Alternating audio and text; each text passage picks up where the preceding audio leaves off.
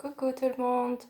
Alors voilà, j'ai fait des vidéos en anglais, mais pour aider mes amis ou d'autres personnes qui n'ont pas tout compris de ce que j'ai dit en anglais, je me suis dit, ok, je vais faire des vidéos en français, vu que je peux, bah pourquoi pas. Ok, je précise, français c'est ma deuxième langue maternelle, donc j'ai pas toujours tous les mots tout de suite, et je parle le français belge, pas le français français. Alors, je vais en gros résumer certains de mes vidéos et si vous avez d'autres questions ou vous voulez d'autres conseils ou quoi, bah juste mettez un commentaire et puis je peux le faire. Donc voilà, je m'appelle Rebecca, j'ai 29 ans et il y a 4 mois et demi, j'ai accouché de mon petit garçon ici au Luxembourg. Quand je suis tombée enceinte, je savais que je voulais accoucher naturellement. Je voulais pas de péridurale. Péridurale ou pas, c'est un choix personnel. Juste, moi, je peux pas perdre la sensation de mon corps. Je ne supporte pas. Alors, je me dis, comment je vais arriver à faire ça, juste comme ça? Genre, il y a sûrement une préparation à faire ou quoi. Donc, quand je faisais mes recherches, je tombais souvent sur des vidéos de l'Angleterre ou de l'Amérique. Et je me suis dit, ah ben, c'est un peu bête, quoi, parce que ici au Luxembourg, c'est tellement petit que si je voulais un conseil ou rencontrer une autre maman qui me donne son expérience ou des conseils ou quoi, eh ben, je pourrais le faire, mais c'était pas le cas. Donc, je me suis dit, si j'arrive jusqu'au bout à donner naissance comme je voulais, alors je voudrais partager mon expérience. Donc dans cette vidéo, je vais juste donner les gros conseils à comment se préparer mentalement et physiquement pour arriver à un accouchement naturel, si c'est ça que vous voulez faire. À savoir, si vous voulez le faire, il faut être déterminé jusqu'au bout. Pas se dire je vais essayer, non, c'est soit oui ou non, parce que quand les contractions commencent et que vous savez vraiment ce que c'est, je peux confirmer que l'idée repasse en tête de leur vouloir, mais égal, ça c'est pas grave. Alors, première chose, s'hydrater à fond. Normalement, moi, je bois énormément, genre facile 2 litres par jour. Mais là, je me suis forcée à boire plus. Oui, ok, je faisais pipi toutes les 8 minutes, 12 minutes, je sais pas. Mais je savais que c'était important de vouloir s'hydrater, les muscles. Et surtout, je pensais au fait qu'il fallait que le liquide amniotique soit rénové. Bon, je sais pas si c'est comme ça qu'ils ont dit, mais je savais qu'il fallait que toutes les heures, l'eau, elle se rénove et tout. Alors, je voulais encourager et garder au mieux possible. Donc tout ce que vous pouvez boire, juste buvez. Et après avoir bien bu, bien sûr, il faut bien s'alimenter. Il ne faut pas se nourrir pour deux, ça c'est sûr, parce que d'office après vous allez mettre trop de poids et ça c'est pas bien. Oui, je ne suis pas médecin, non, mais plein de femmes l'ont bien confirmé et je le confirme aussi. Il ne faut pas mettre trop de poids. Moi j'en ai pris 16 et quand j'ai accouché, j'en ai perdu. Après quitter l'hôpital, j'ai perdu 11 et donc oui, il y en a encore quelques-unes à perdre, mais chaque chose en son temps. Il faut rester actif, c'est pas le moment de maintenant rester sur le fauteuil. Je suis restée active tout le temps. Euh, ok, je suis quelqu'un qui aime nettoyer tout le temps.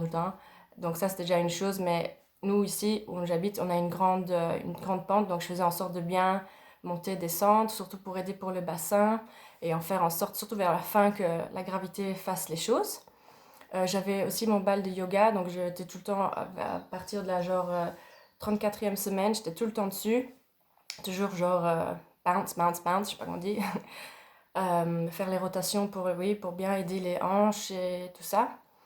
Quatrième chose, faire le massage là en bas avec l'huile de coco pour garder bien l'élasticité. Il y a plein de trucs sur YouTube pour bien expliquer comment faire.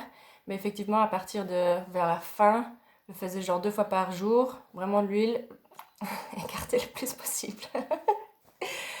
Après, oui, j'ai découvert ce que c'était l'hypnonaissance. Donc, en gros, ça aide la femme à se ressourcer et redonner confiance à accoucher naturellement, comme elles ont fait, genre, il y a plein de temps. Et oublier toutes les scènes qu'on a été endoctrinées à voir dans les films, la femme sur le dos en train de crier, en train de pousser comme une folle. Non, oubliez tout ça. Ça a beaucoup aidé, c'est avec des techniques de respiration. Pour le début des contractions jusqu'à la fin, à savoir qu'à la fin, oui, il faut quand même pousser. Avec les lumières tamisées, si vous voulez de la musique, vous mettez un peu de musique. Qu'est-ce qu'il y a d'autre? Oui, se poser les questions de si on est anxieux avec quelque chose ou pas pour éliminer les peurs et les craintes et de les affronter avant la naissance. Tout ce genre de choses-là. Donc moi, ça m'a beaucoup aidé, surtout les techniques de respiration, parce que durant la grossesse, j'ai eu des... comment ça s'appelle? Les mini crises de panique comme ça. Et puis oui, les respirations, ça a beaucoup aidé à me ressourcer et me dire que oui, ça va bien aller. Et puis oui, souvent on se disait, mon Dieu, je vais être maman, comment ça va être horrible. Et puis après, non, ça va aller, on se calme, une chose à la fois, arrête d'anticiper, tu vas voir chaque chose en son temps. Donc ça m'a beaucoup aidé. Et donc je peux faire toute une autre vidéo avec vraiment plus détaillée avec ce que c'est l'hypnonaissance. Je suis super contente qu'il y avait des cours ici au Luxembourg que j'ai pu participer avec mon mari. Parce que sinon, je ne sais pas comment j'aurais pu le faire sans les ustensiles et tous les trucs médicaux là. Et puis oui, le dernier conseil, c'est d'avoir un partenaire qui soutient le choix, et surtout avec le réseau, la famille et les amis. Pas besoin que ce soit tout le monde, mais ça aide quand même à ce que des personnes proches vous soutiennent dans votre décision de comment vous voulez accoucher.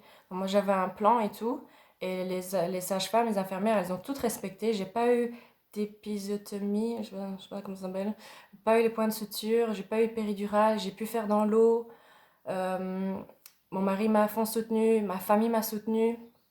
J'ai quelques amis qui m'ont dit, ah, en tant que premier, tu verras, tu vas vouloir la péridurale. Ah ben non, j'ai tenu jusqu'au bout. Et il n'y a pas une fois ça m'a traversé l'esprit pour me dire, oh punaise, j'aurais peut-être dû prendre la péridurale. Non, je suis quand même contente. Je ne le referai pas une deuxième fois, mais, ou si, qui sait, mais c'est pour dire que c'est possible. Donc voilà, ça c'est juste en gros comment se préparer un petit peu. Mais voilà, si vous voulez d'autres conseils, bah, vous laissez un message et je fais comme je peux pour vous aider. Bonne journée à vous, ciao!